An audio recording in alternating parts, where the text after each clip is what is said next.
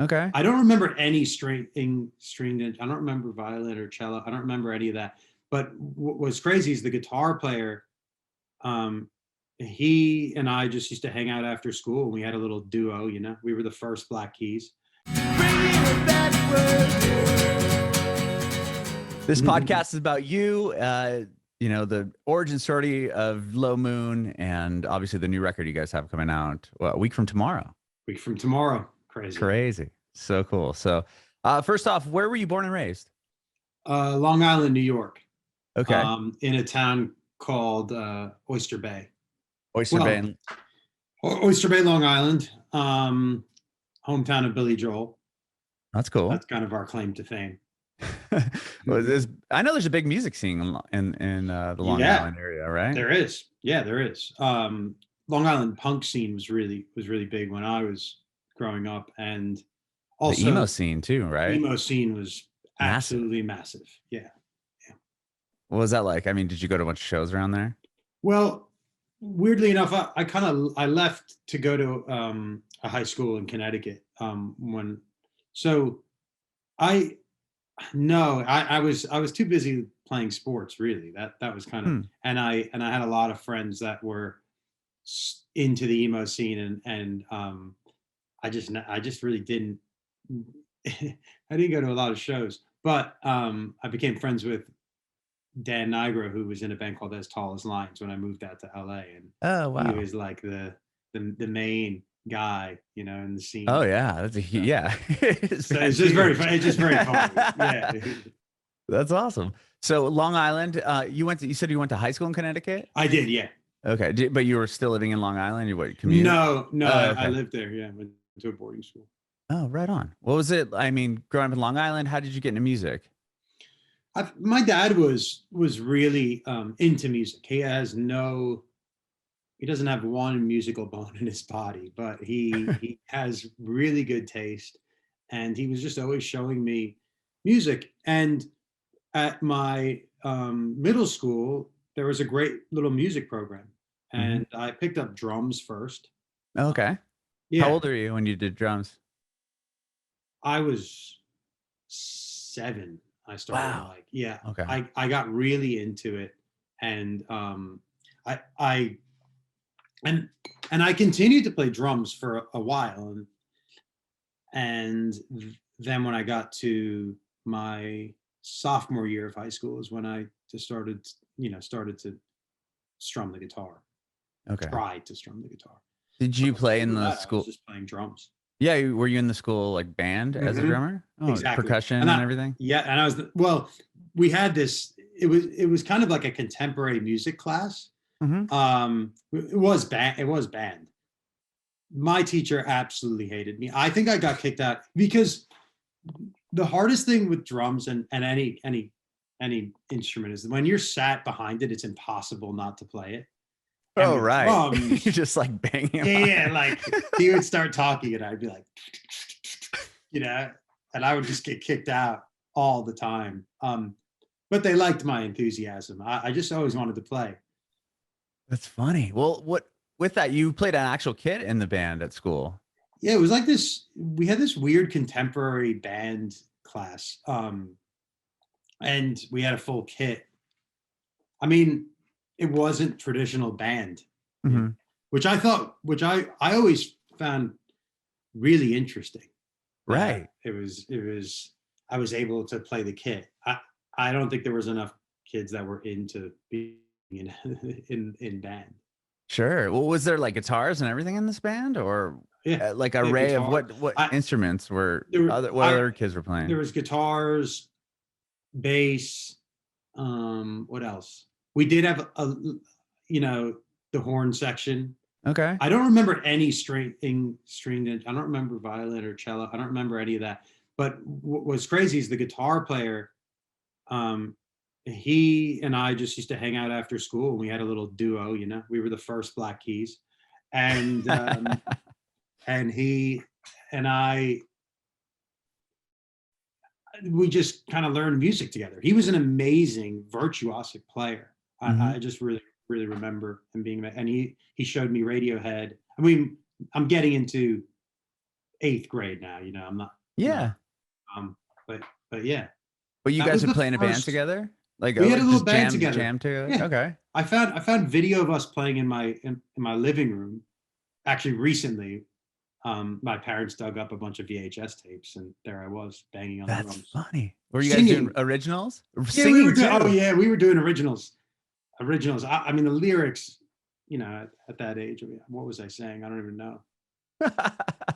That's awesome though, to be the drummer singer in a band in 8th grade. I mean, that's impressive. Yeah, I wanted to be Phil Collins, I guess, Sure. without knowing it. But then you went to high school in Connecticut, you said, and did you keep playing drums? You talked about picking up guitar around that time as well. Well,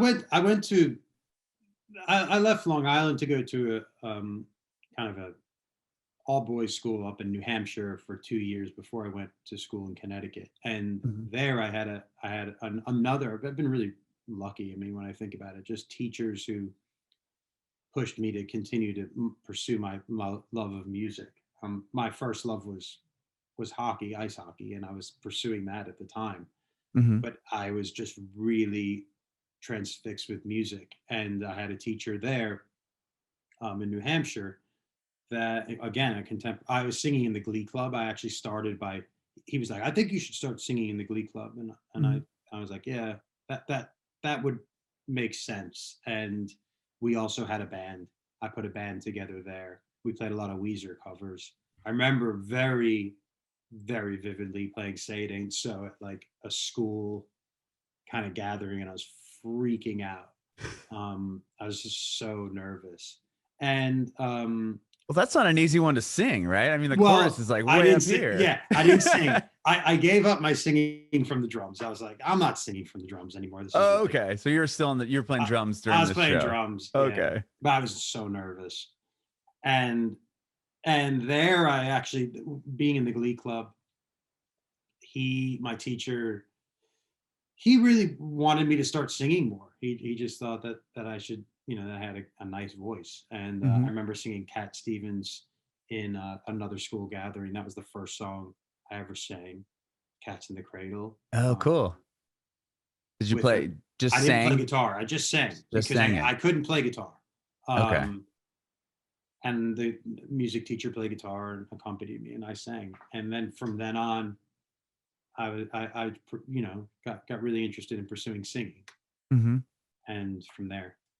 Well, during this time you talked about playing hockey. Like, was that something that you were like really passionate? Like, okay, I'm going to go to college for hockey. I want to try to make it to the NHL. Like, what was that kind of your path originally? Yes. Okay. Yeah, fully my path. And I had some amazing opportunities, and I was on that path. I mean, that's what I was doing.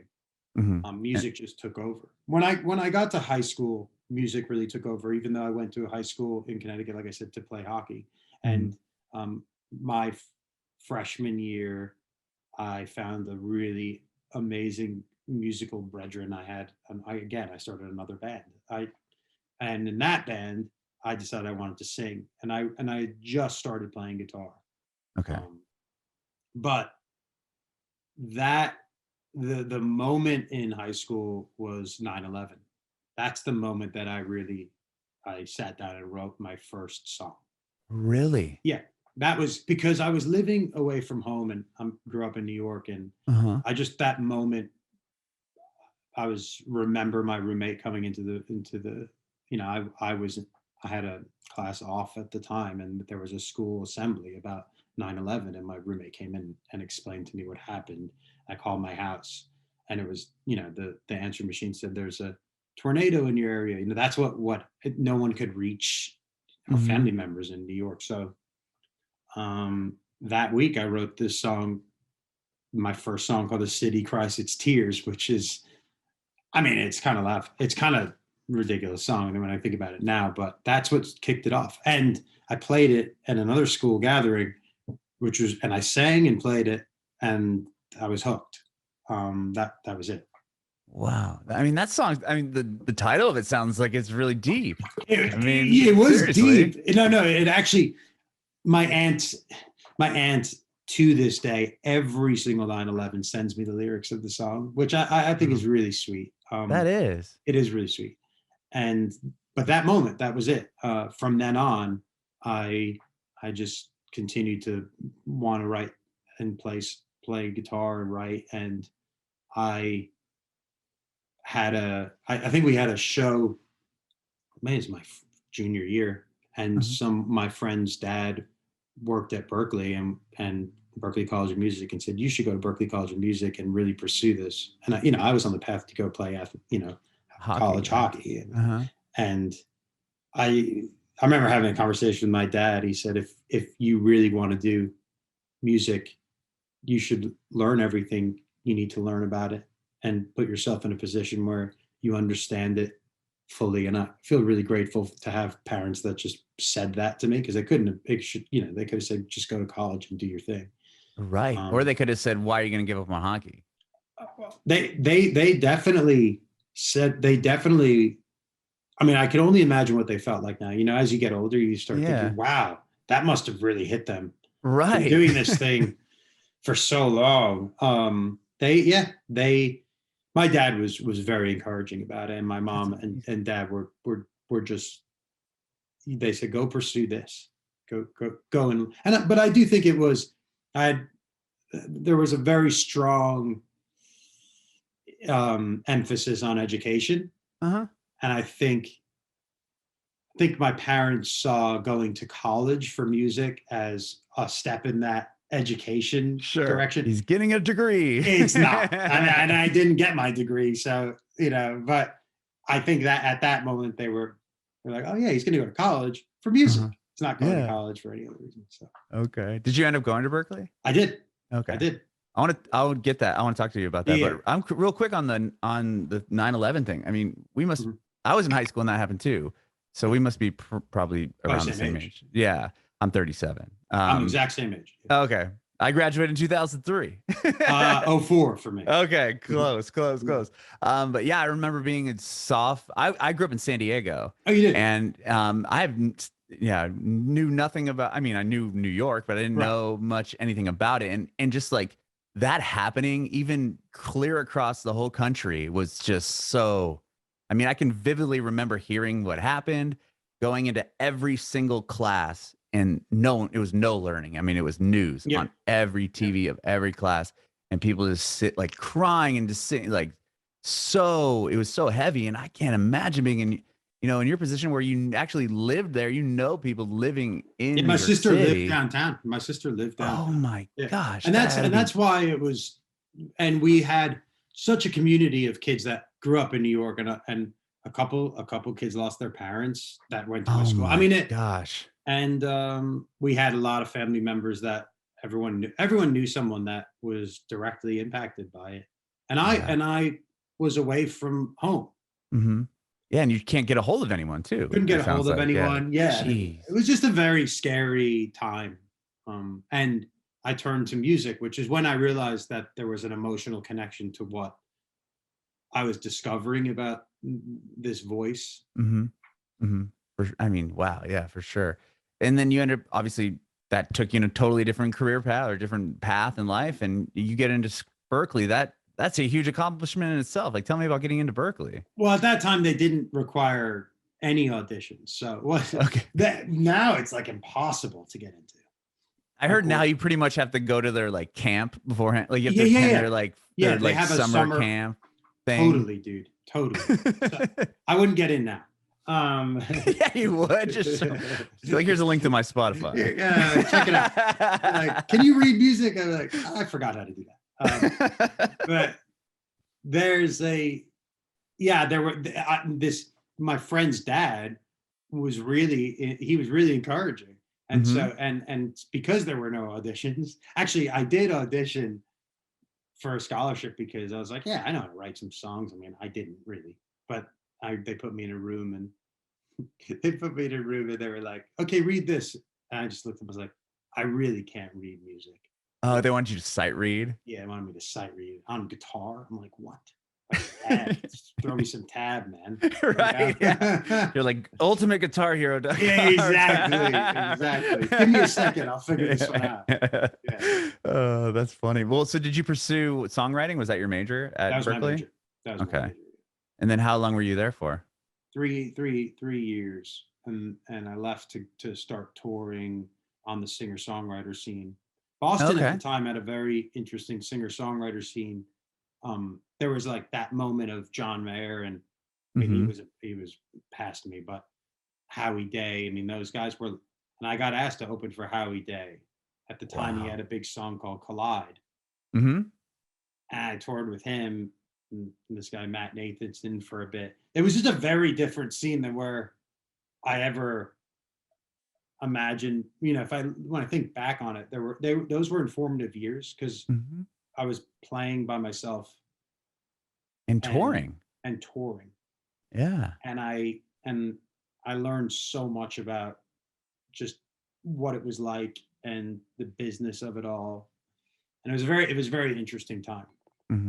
Did you were you playing out quite a bit in Berkeley and somebody saw you and then you kind of evolved and landed that gig? Yeah. This agent saw me at I mean, I'm not kidding. I think I was playing a bowling alley. I would leave every weekend to just go play any coffee house that would have me.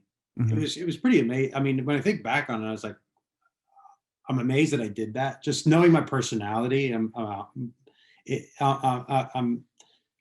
it was just like I just had these songs and I needed to play them, and I didn't know where to play them. You know. Yeah. And there was like a performance center at the school that I think I had just done it too many times, and I was getting bored of doing like the cafe at Berkeley. Right. So you just found other places to play and went, wow, to land that.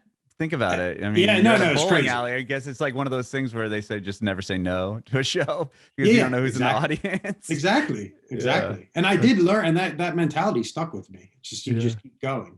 And so you did those tours, and you ended up landing in New York City at this, like after that. Yeah, I went back home. I lived with my parents for a bit, and then I moved in with my sister in the city. And at that time, I started working at this studio that my friends had opened called The Bunker. A faculty member of my high school son lived in Brooklyn, and he was in the indie rock scene. And in the indie rock scene, to me, was extremely intimidating. I wasn't cool enough for the indie rock scene. I was like playing with pop songwriters. But this guy John Davis, he really liked my songwriting, and we just hit it off. And because his dad worked at my school, there was a connection there. And I went in and hung out with him in Brooklyn. While I was in high school, I would when I would come home, I'd go and see him because he was older than me. He graduated 3 years older before me.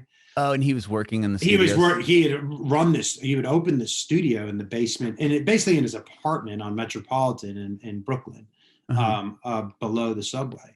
And every time I would go home, he would invite me over to hang out, and I was like, oh wow, I'm hanging out with these cool indie rock kids. They had a band called Phonograph that was touring Europe, and they were doing really well at the time. They got signed to Wilco, some member of Wilco, Michael Gorkison, I think the keyboard player. He had a label, and so there was he got signed to that. I was like, oh wow, these guys are cool. And John basically helped me record some demos. He's an amazing bass player. He plays in a band called Nerve now, that's with Jojo Mayer. Anyway, he taught me a lot about recording. And when I moved back to New York, after I hit him up and I said, I'm around, can I just come by and hang out? And I just hung out and learned and interned. And then the studio actually tracked Tighten Up by the Black Keys. Oh, really? The version? The drums from Tighten Up are at this studio called The Bunker, which is, I would tell you, it was in the basement of they had to wait for the subway to pass to do a take. It was, that's crazy. It was pretty wild. And at that point, Black Keys were a thing. It wasn't their first record. Yeah, I think Tighten Up was Tighten Up the one that really started it big time.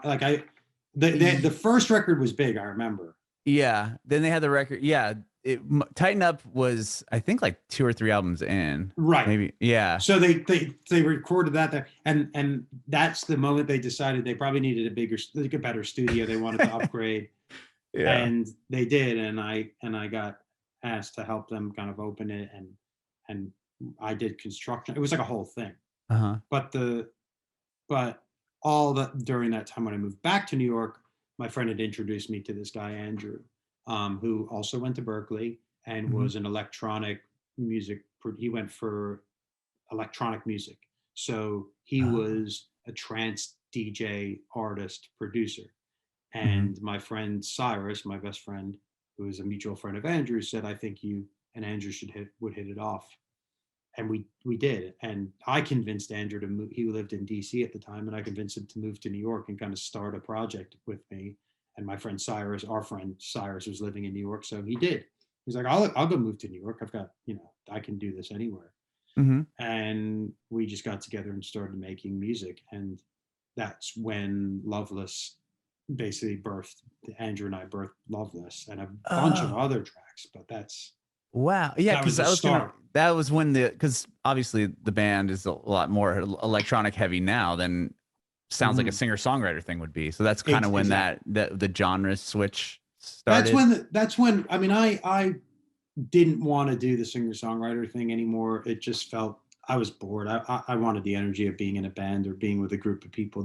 And honestly, I think about it all the time. Coming from team sports has a lot to do with that. I just like having people around me. I like the connection of your team. I like, having your group of guys. I think about Bruce Springsteen, E Street Band. It's like there's nothing better than just having a bunch of guys or girls that are there to kill for the songs and to have an energy about it. So I wanted that really badly. And Andrew was, and I wanted to collaborate, and Andrew was bringing something that I just couldn't do and had no interest in kind of pursuing. And he turned he's just like, I was like, oh wow, this is what I want to do.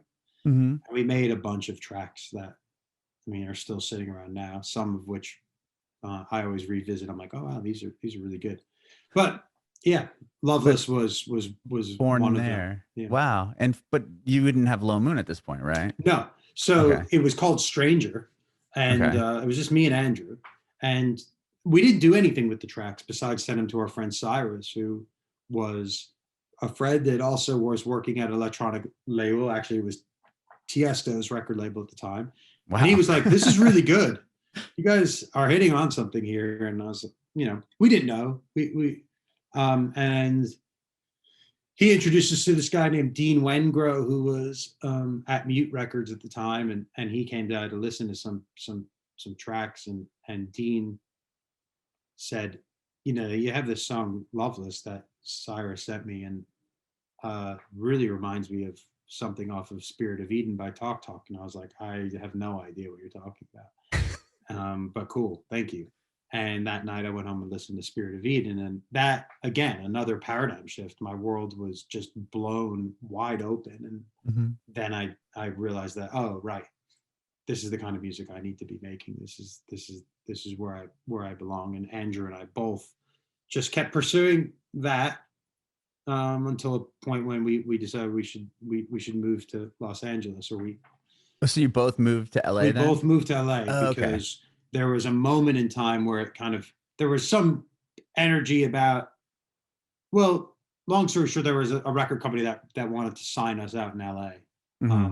And so we were kind of told that we should move here because that was what was going to happen. It ended up falling through, and it was very bizarre. We were both kind of sat out here like, what are we doing? Now you travel across the whole country. It was and we lucky enough we were staying with friends, but it was it was kind of a bizarre time in both of our lives. And then when we moved out here, I came to the realization, I was like, we need to play. We can't just be a bedroom band. We haven't released anything. We need to go out and play. And he didn't want to. He just didn't want to be in a band. He wanted to produce. He wanted to write. And he didn't, and that's kind of as far as he wanted to take it. So that's when I started looking for musicians, and kind of forming a band.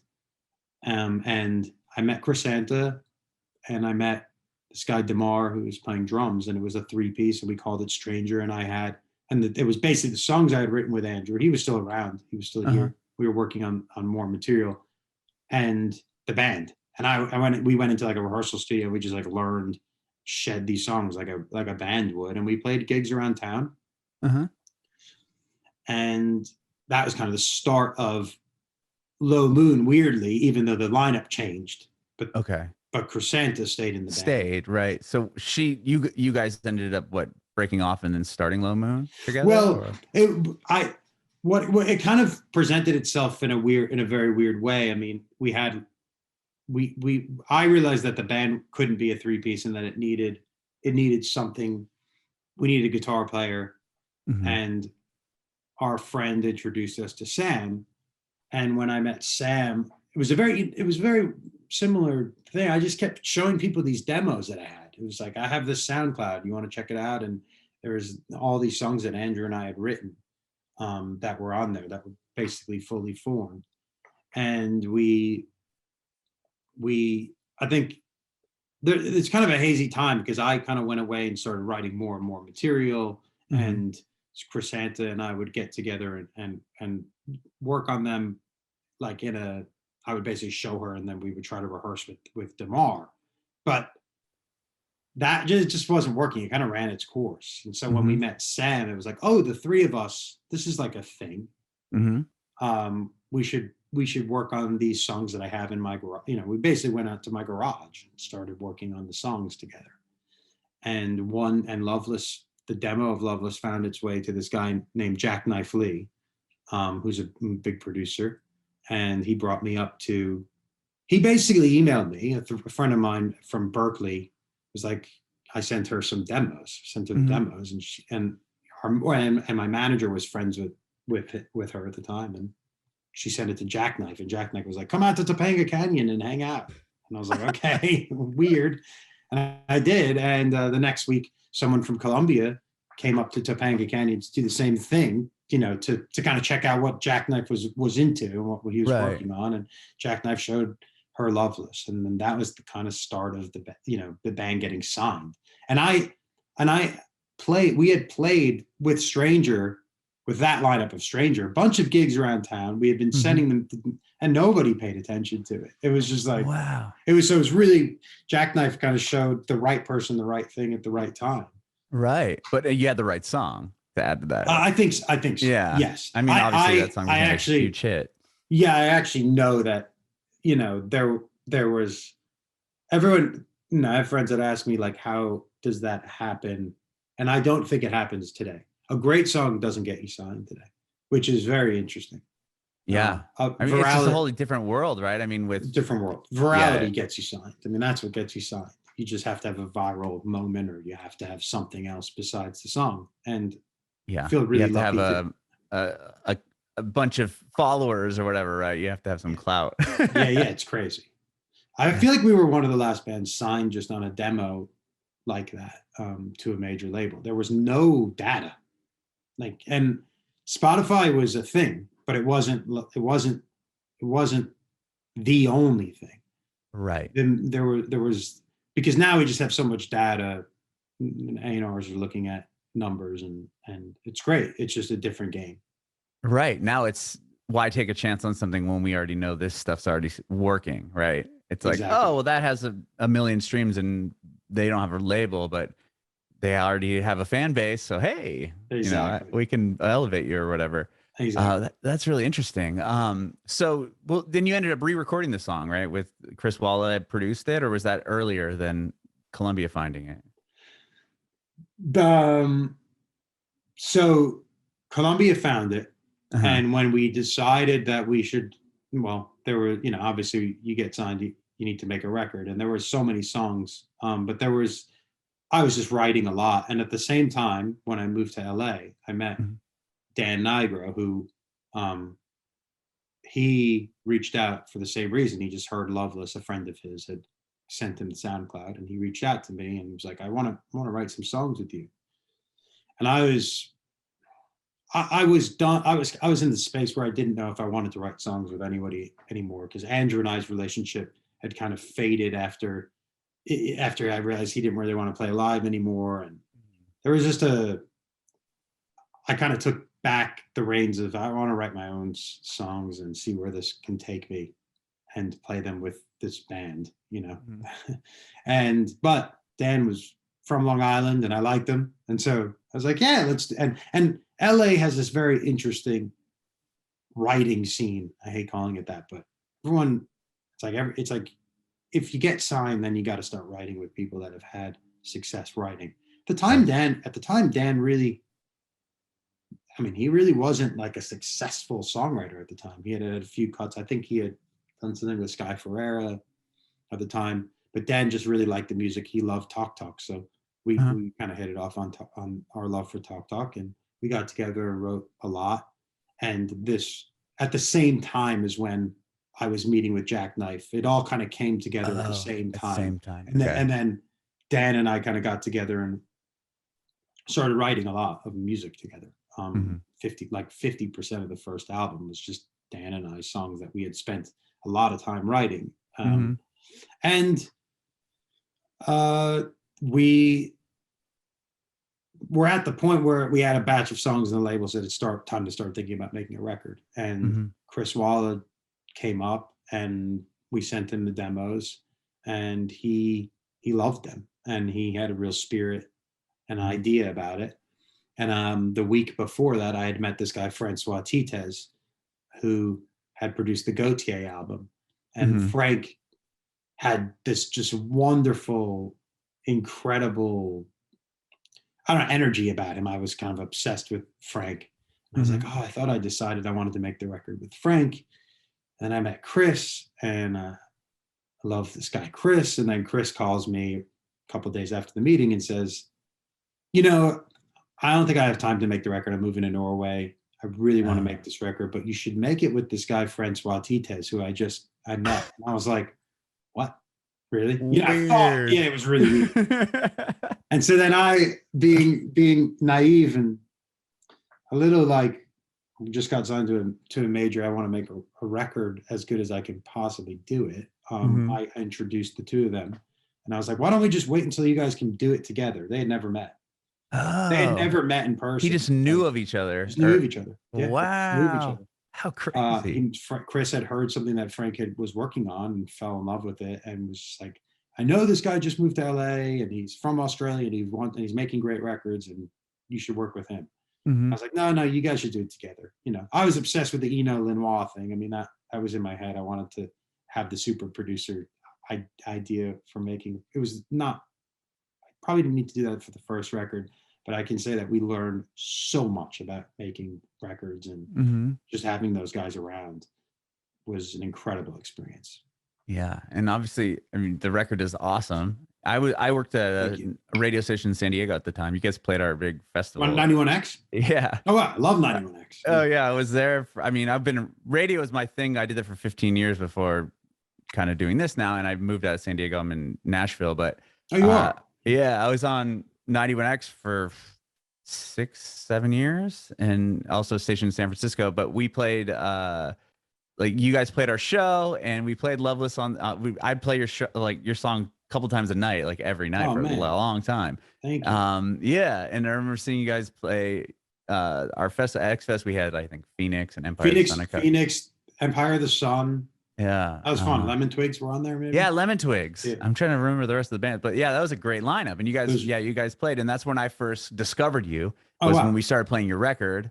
Or before that, we were playing your record, and then you played our show. But tell me what it was like to, like, you know, now you have this song. You've been writing it you've had it for a long time, right? And then it gets you a label interest, and then it actually gets you signed to a major label, and now you're working with these huge producers, and then it gets on the radio. Like, tell me, like, what was that like, hearing that on the radio, and like that whole experience? What was that like? Very bizarre, very bizarre. and it doesn't get old hearing your song on the radio, even on the new record. I'm like, I can't believe they're playing our song on the radio. But I just, especially with a song like Loveless, I just didn't think anybody would really care. because nobody cared about it for a long time, and I just thought it wasn't a radio song. I mean, as you know, it's a 7-minute song, right. you know? I think we played some edited version. There was an edit. There was an edit. I swear, like, because I bet because the beginning of the song, maybe we did play the original because it has like a long build up in the beginning. Yeah, I want to say wait, maybe we did because 91X was very notorious for like not playing into we're gonna snip half the song out.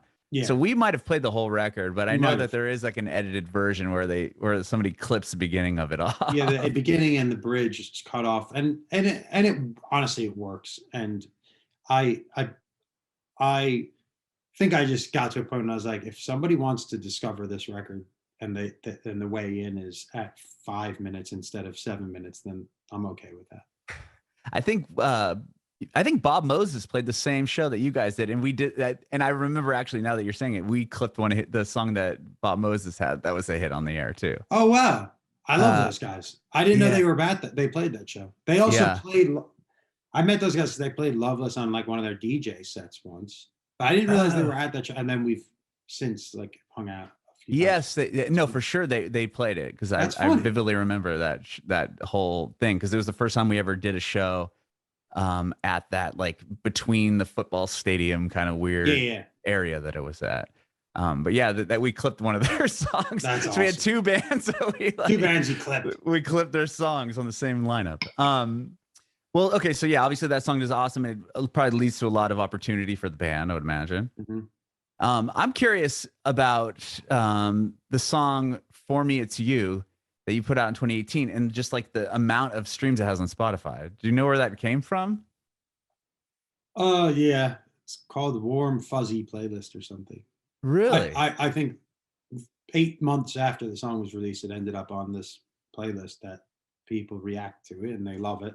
I mean, it's an incredible song, don't get me wrong, but it wasn't like a radio hit. Not a radio hit, but it wasn't a radio single, was it? It wasn't even a moment, no. And it was the last thing we did on Columbia, and it was not even there was no thought about it at all. It was just like we were touring, let's get a new song out, and we recorded it, we put it out, and then 9 months later, somehow people were discovering it on Spotify. And then it was in this show called it was in Nancy Drew. It's a CW show. Oh yeah. I think that also added helped. that also added to the. That's awesome. Well, I'm curious to know where. Okay, so that was 2018, but where were you guys at? We'll talk about the new record now, but I want to know where you were at before the pandemic hit. Like, were you working on this record or? The record was done for the most part. The record was like 80% done, 85% done. Okay. And January 2020, we were getting ready to start setting it up. And then obviously the pandemic, I think it made us realize that we could probably make some of this record a better record. And our label situation was becoming more and more strange by the day. And so we took a second to reassess the art. You know, we just went, okay, well, maybe we have a second here. And it's probably not smart for us to put a record out and struggle to promote it because we found so much of what we do and how we connect as a band is live. And it was becoming very obvious very quickly that wasn't going to happen on this campaign during 2020. You know, sure. So I'm really grateful for the opportunity to go back in and make of the record how we wanted to. I think we made a better record, and sometimes I think you can go back in on things and it becomes less obvious of what it is. Right, you can almost overproduce what you had going or overthink everything. Think it, and I think we got in at the right moment, and we definitely made it better. And we also reached out to Chris Wall at the very end. We were working with this guy Eve Rothman, who's fantastic, and we got stuck on a few things, and we kind of felt we needed a little bit of that first record, like just that first record feeling of like, this is a new thing for us. This is what we're trying to discover about whatever it is the four of us at the time now do together. And so Chris was able to pull that out of us at the end. We worked on 2 songs with him. Oh, that's amazing. And at this point, so you had the record, you said 80% done, and then the pandemic happens and it's like, okay, well, let's reevaluate were you just listening to the songs and we're like, we can kind of, we can tweak some things here. Yeah. And then did you add to the record, and like how did it? We added like, to the kind of record. We okay. added to the record. There was a song. The first song on the record, "Carried Away," was a song that there was a demo of it lying around 2000 from like 2017 of me on acoustic guitar, and Sam pulled it up and said, "Man, this has something about it." And we got together in January or maybe February 2020 after the record Mhm. was pretty much done, and we just worked on it and finished that song. And we're like, "Oh, this song has a feeling and a spirit now, and we should try to produce this one for the record." And then I wrote a song called "Digging Up the Dead," which was another late addition to the album. That was the last song written for the album. And the album closer, "Stop," was kind of 45% done, and I felt like we could make it better. Okay. And then you went and cut those songs, and then Yeah, what, we polished up the record, exactly. and And then okay. once we cut those songs, or once we had those songs going, we went back over the whole record, and we Oh, realized that the title track was not hitting us the way we wanted to. So then we called Chris, and he helped us kind of get "Digging Up the Dead" and "Modern Life" over the line. oh, amazing. Yeah. It's interesting that you said like you brought up the overproducing thing, because that's what I was thinking of. Like maybe like did you have that fear like, okay, now we have all this time to spend with this album, is that going to change it in a way that we didn't, the direction kind of shifted? But it sounds like you were pretty much on it as far as that went. Well, I think actually we did the opposite of what I think. We actually just stripped it away. We took a Oh, lot interesting. away. It was actually way more produced, and we went into this album mainly thinking about how it would translate live, Uh-huh. because we had the first album, we didn't have Sterling, who is our drummer now, Uh-huh. and we had played so many gigs on the first album that we knew that we wanted that energy of a live band in the room. So I think we did mostly culling and mostly carving out so that you can hear. Obviously, it's a produced record, but hear that energy and hear that room and hear the band in there, and make sure that the spirit of that is captured. And a lot of times that comes from the drums. So like we redid the drums a bunch of times on the "Dream Never Dies," and just Okay. we love. Problem with this band is we love recording to the point where it's we'll just stay in there until it's, and we had to pull ourselves away from it eventually, but I think Mhm. it was the right move. Yeah. And you finished the record, and then obviously 2021, everything's still like happening, but stoked that you have a tour scheduled now. Yes. And have you Yes. had have a chance to play at all since? Nope. We haven't So played since 2018. really? Yeah. We haven't Wow. played. We play our first show Monday, a week from Monday. Sorry, we're going out and doing a few radio shows on the East Coast, and we're playing like our first full set on Friday, the day the album comes out in Philadelphia. We're so stoked. That is so awesome. That's Yeah. going to be a big emotional day, I'm sure. Yeah, we were supposed to play some shows with the War on Drugs in January, and then obviously the pandemic, um, they cut their openers so that they could keep it safer for them, which made a lot of sense. And so Oh, I didn't realize that that. was supposed to be in January. That was going to be like our first shows. Okay. And then, but you're doing a headlining thing. That's We're doing amazing. a headline. We're going to Europe. Well, we're doing this headline thing for the next week. We're doing this radio thing, and then we go to Europe with the War on Drugs for about a month, and then we come back and do some more headline US shows, and then more US shows with the War on Drugs, and some more. Oh, cool. Yeah. So you did get to, that's awesome that they were able to be like, okay, we'll bring it back. Like, you Yeah, know what I yeah, mean? we Like got it wasn't like you got really stiffed. no. Craziness. They didn't stiff us. That is awesome. That is awesome. I can't, you're playing here in Nashville, so I'm excited. I'm going to come check you out for Nashville's going to sure. be amazing. Nashville's always a good show. Cool. I'm so new here. Like I moved here almost a year ago. I Okay, guess yeah, I'm not which is that not new. really a year, but it's not really a year. Not really a year. So I haven't had a chance to really experience, the venues here or anything like that. Like I just feel like like I'm here, but I haven't really been able to like go Right. out and see anything. So I'm excited to see like, the bands that are coming through, and like bands like yours that I've had only a chance to see at like a festival-ish Festival. setting, Right. and it's like now I'll get to see you. I think you guys are playing or Basement East or something, or I can't remember. No, I'd have to look. I forget the name of the room. Yeah, I We recognize played the there. We name. played there last time we headlined. It was awesome. Okay, really cool. Good. Yeah. Rad. Well, I'm gonna go check you out for sure at that day. Awesome, and dude. so yeah, so the record's coming out a week from tomorrow. That's amazing, and I appreciate you taking this time to hang out with me, Matt. This has been awesome. Thank you so much, man. Thank you. Yeah, I have one more quick question. I want to know if you have any advice for aspiring artists. I think the thing I've learned the hardest, and something I wish somebody had told me, is just listen to yourself. The industry, don't get caught up in the music industry. Trust your gut as an artist and know that that's the only thing that you have that stands out from anybody else. It's the inner, whatever it is that makes you tick as an artist, that's the thing. That is the only thing. And it's easy to get lost in the web of the music business and industry. And every time somebody asks me, like an artist asks me about that, the only thing they ask you is about the music industry. Where it's like, what really you should be doing is ask yourself what makes you tick, and go and dive as deep as you can into that. And that's what I've learned has kind of kept me the happiest in making music. Bring me back